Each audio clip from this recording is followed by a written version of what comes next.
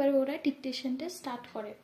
ডিকটেশনটা বলবো না খুব হার্ড ছিল, খুব ইজি ছিল। তুমি যদি বাংলা লিখতে জানো তো ইজি ফর ইউ, মানে সেরম কোনো ব্যাপার না।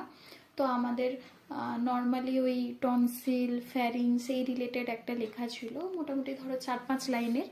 তো সেদিন যে ম্যামটা ডিকটেট করছিলেন উনি বলেছিলেন যে আজকের যে ডিকটেশনটা সেটা একটু একটু লেন্দি আছে, হয়তো তার মানে হয়তো প্রত্যেক দিন এরকম লেন্দি নাও থাকতে পারে, নর্মালও থাকতে পারে।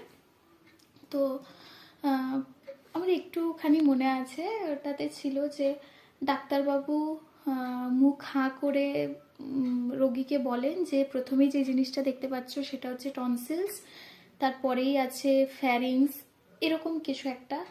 তো অনেকে কিছু কিছু জায়গায় আটকে যাচ্ছিল, লাইক ফ্যারিংস, এগুলোর টনসিল টুকটাক আর কি, যারা একটু।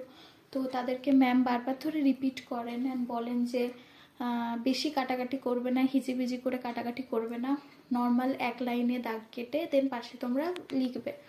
আর এরম না যে একটু কাটাকাটি করলেই তোমার ক্যান্সেল হয়ে যাবে, তুমি আর বুঝতে পারবে না ইন্টারভিউতে, এরম কোনো ব্যাপার নেই।